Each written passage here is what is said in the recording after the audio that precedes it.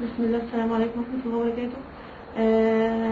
أنا أختكم في الله جميعا في الإسلام، يعني أم أسماء، نجلاء أم أسماء، زوجة أخ معتقل وهو اسمه سعيد صلاح الدين. يعني من بداية الأمر، من بداية ما ابتدى حتى وقتنا هذا، يعني إيه، وأنا نفسي أسأل سؤال واحد فقط، يعني لماذا يعني زوجي في هذا الوضع؟ لماذا الإخوة عامة في هذا الوضع؟ هل يا ترى هو بسبب غزة، ولا هل يا ترى ان هو من جماعة الاخوان المسلمين؟ لو عرفنا السبب سواء لهذا او هذا، سواء اذا كان هو لغزة فهي حاجة مشرفة. على الاقل ان احنا لو وقفنا بنعيش ربنا سبحانه وتعالى وسألنا كده انت عملتوا ايه للناس دي، هنقول يا رب احنا صبرنا وازواجنا كانت في المعتقلات، صبرنا وازواجنا فعلا في طاعة ربنا سبحانه وتعالى بالداخل يعني، واحنا على برضه على طاعة في الخارج. ولو هو فعلا من الاخوان المسلمين، عشان هو من الاخوان المسلمين، ففعلا ولله الفضل والمنه، دي حاجه مشرفه جدا ان زوجي يكون من الاخوان المسلمين ومعتقد في هذا الوقت. ايه يعني، الحمد لله، دي منه من ربنا سبحانه وتعالى. كفايه ان ربنا سبحانه وتعالى حاسس ان في ناس داخل هذه السجون وتتمنى ان هي توصل ليها دعوه ربنا سبحانه وتعالى. فعلا انا فرحانه جدا، انا فرحانه ان زوجي هيدخل المعتقل ده عشان دعوه ربنا سبحانه وتعالى تنتشر كده في هذا المكان. فعلا انا اللي بسمعه، انا اول مره زوجي يروح معتقلات، لكن بسمع كتير من اخوه راحوا وخرجوا وبيقولوا ان احنا كنا بدعوه ربنا سبحانه وتعالى في هذا المكان.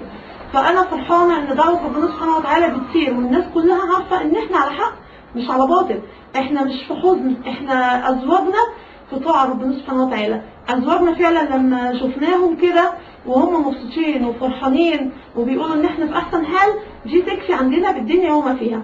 فبنتمنى من ربنا سبحانه وتعالى وبنقول يا رب لو انت فعلا دخلت ازواجنا او جميع الاخوه من ضمنهم اذا كان زوجي في هذا المكان عشان دعوه ربنا سبحانه وتعالى تنتشر فيه، فيا رب احنا الحمد لله مش هنعترض ابدا. ولكن يعني ان شاء الله ولو كان على عكسه وانت برضو على رضا بهذا الامر وان انت هتجعلها من نور حسناته، فاحنا يا رب برضو مش هنعترض. كفايه ان دعوه ربنا بتسير على الارض، كفايه ان احنا بنتمنى من ربنا سبحانه وتعالى ان فعلا الاسلام ينتشر في جميع بقاع الارض. كفايه ان احنا نسمع ان في كل مكان دعوه ربنا بتنتشر وبيقول الاخوان المسلمين بيعملوا كذا وكذا وكذا، الاخوان المسلمين بيعملوا كذا وكذا وكذا. يكفيني ان زوجي الحمد لله رب العالمين راجل طائع لله سبحانه وتعالى، راجل محاسب، الناس كلها بتحبه بتحترمه، ومش زوجي وبس. انا لما وقفت مع كتير من الامهات وكتير من الزوجات كنت سعيده جدا جدا ان كل زوجه بتتكلم عن زوجها بشكل، يعني بتقول انا زوجي ما شاء الله محبوب هنا ومحبوب هنا وهنا وهنا، وانا كذلك. انا بقول ولله الفضل والمنه ان انا وجميع اخواتي اللي ازواجهم معتقله في احسن فضل واحسن منه من ربنا سبحانه وتعالى. بس يا رب يا رب، عشان بس ايه، يعني في منهم مرضى، يعني ما ان شاء الله ما يطولش عليهم هذا الامر يعني، ويجعلوا في ميزان حسناتهم باذن الله وحسناتنا في نفس الوقت يعني. فاطلب كده من جميع اخواتنا المسلمين في كل مكان الدعاء ليهم كده ان ربنا سبحانه وتعالى يفك عنهم القرب. وقبل كل ده وده، لان احنا بنشوفهم بنطمئن عليهم وبياكلوا الحمد لله وبيشربوا وبياخدوا ادويتهم المريض منهم، لكن ايه، بنقول دعوه المسلمين جميعا كده لاخواننا بغزه، لان لو الامر لغزه ففعلا غزه تحتاج هذا الامر. يعني عشان زي ما قلت كده، لو وقفنا بنقابل ربنا سبحانه وتعالى للسؤال في هذا الامر هنقول له يا رب احنا ايه، كنا على ثبات في الطاعه فعلنا كذا وكذا وكذا، فيا رب احنا ما عملناش اي خطيئه تغضبك، دي اهم حاجه عشان ننال ايه رضاك وجنتك. طبعا هم جولنا البيت في حوالي الساعه 2 وتلت بالليل، ولما خبطوا طبعا يكاد ان هم كانوا هيكسروا علينا الباب، ودخلوا اوضه النوم عليا وانا ما لحقتش البس هدومي. ويكفي ان هم يعني طبعا وزوجي طلب منه ان هو يصلي الشفع والوتر، طلعه من الصلاه وقال له تعالى معانا نصليها افضل هناك، يعني نصليها مع بعض هناك. رديت عليه قلت له طبعا ربي هنا ربي هناك، لان الناس دي فعلا ما بتعرفش يعني ايه صلاه، يعني ايه طاعه. في نفس الوقت دخلوا كانوا بيحاولوا ان هم يكسروا البيت وكده. طبعا في اوراق مهمه جدا بالنسبه لزوجي، كان بيحاول ان هو يديها لي. فمن العند طبعا بيطلع بعض الكروت الخاصه او الكلمات الخاصه بيه، طلعها من المحفظه الضابط اللي جه ورجعها تاني وقال له لا مش هديها لها. من الاشياء الاخرى برضو ان هو تقريبا قرص بنتي في ركبتها وهي نايمه وفتحت عينيها، كان هو وثلاث مخبرين واقفين فوق راسها، وبنتي من ساعتها طبعا الحمد لله نفسيتها تعبانه جدا، حتى هي مش قاعده معايا وبتقول لي يا ماما مفيش داعي ان انا ارجع البيت لا يجوا وابقى انا وانتي لوحدينا، هيبقى الحال عامل ازاي، لازم بابا يكون موجود معانا.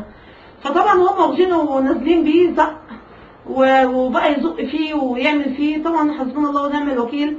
فطبعا اول حاجه قالها لي اول ما دخل الشقه خش حضرتك المطبخ واحنا اول ما نخلص هناخده وننزل بيه على طول. فقلت له طبعا لا، رفضت وكده، ورفضي ده كان بنتيجه كويسه الحمد لله، احمد ربنا سبحانه وتعالى عليها، لان لو كنت دخلت كانوا تقريبا كان ناوي ان هو يبهدل البيت جدا، لانه دخل اوضه النوم وكان عايز، وابني كان مريض ساعتها كان تعبان بصدره، فكنت نايمه في حضني وكده، فكان مصر ان هو برضه يصحي ابني، وقفت له وزعقت له، بس برضه اصر ان هو يصحيه برفع المخده بابني ورفع المرتبه من مكان لمكان تاني، بحيث ان هو عايز برضه يرجع الولد وكده. فمن الاشياء التانيه ان هو يعني دخل البلكونه، والبلكونه ما فيهاش اي حاجه. طبعا كان مصر ان هو في تفتيشه للمكتبه ان هو عايز ياخد اي حاجه معاه، فضله منا من ربنا سبحانه وتعالى ان احنا ما عندناش حاجه يعني نداريها، دعوه ربنا سبحانه وتعالى باينه يعني، واللي احنا بنعمله باين في بين كل الناس. فدخل للمكتبه شاف مجله يعني كنت شارياها، فرديت عليه فعلا وقلت له يعني لعلك تنتفع بيها يعني، بس هو الاسلوب كان سيء جدا، اسلوب زق، اسلوب اهانه، التعامل كان خاطئ معانا، طبعا اسلوبه وهو بيصحي بنتي دي اثرت فيا واثرت في نفسيه بنتي جدا، فحسبي الله ونعم الوكيل. حتى اليوم اللي انا رحت عشان اشوف زوجي فيه كان في منتهى الشده، اتضربت هناك واتزقيت، ومن واحد حارس كده امن تحت مش اكتر من كده، وده فضله منا من ربنا سبحانه وتعالى يعني. قلت دي دعوه ربنا وعشان هنعمل اي حاجه.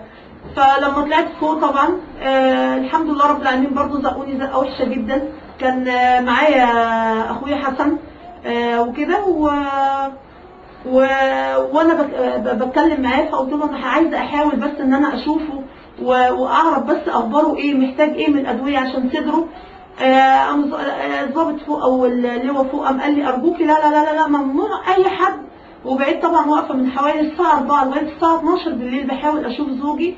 ولما اعرف ان انا زوجة سعيد صلاح قام قايل لي حضرتك لا ده ما ينزلش من ناحيه السلم اللي انا واقفه من ناحيتها، على الاقل اطمن عليه، ده ينزل من ناحيه ثانيه، غير البهدله طبعا تحت في الشارع والزق تحت في الشارع. فطبعا فضله منا من ربنا سبحانه وتعالى. غير بعد كده بقى طبعا لما ابتدينا ان احنا نسمع ان هم هينزلوا استئناف، فالحمد لله رب العالمين في الاستئناف بهدلونا جدا، هتبقى في قاعه 6 وفجاه نلاقيهم في قاعه 3، وبعد ما يخلصوا يقفلوا علينا البيبان، ما يرضوش يدخلونا، ما يرضوش يخلونا نشوفهم ولا حتى نطمن على اخبارهم، احتياجاتهم ايه، محتاجين ايه، عايزين ايه، مفيش اي حاجه زي دي خالص، عن طريق المحامي بس مش اكتر من كده. فطبعا كل واحده تحب ان هي تطمن على زوجها وتعرف اخباره ايه، لكن للاسف الشديد يعني عن طريق المحامي ورقه بس، احتياجاته كذا، محتاج كذا. غير للاسف الشديد جدا يعني ان في حاجات اتسرقت من زوجي وهي رايحه له، يعني انا كنت بعت له بعض حاجات لاحتياجاته هناك، الحاجات دي تقريبا اتسرقت منه في التفتيش الله اعلم. فحتى لما سالنا ومش هو بس، كتير من الاخوه كده، ولما اطمنا يعني طب ايه اخباركم عاملين ايه، قالوا الحمد لله رب العالمين، وابتدينا ان احنا نجيب حاجات تانية، فالحمد لله رب العالمين لغايه امبارح طبعا احنا ببهدله، واحنا وهم بيسالونا طب عايزين ايه، واقفين وهم والقاضي قاعد وبيستمع للمحامين، مقتنع جدا بكلام المحامين، رغم كده في بعض اخواننا اتحولوا برضه للمعتقلات مره اخرى. ويعني الحمد لله رب العالمين طبعا احنا قلقانين ان المجموعه الثانيه ان هي برضه تتحول مره اخرى وتاخد ال 15 يوم، بس املنا في ربنا سبحانه وتعالى ان يعني ايه يفك الكرب قريب يعني ان شاء الله تعالى.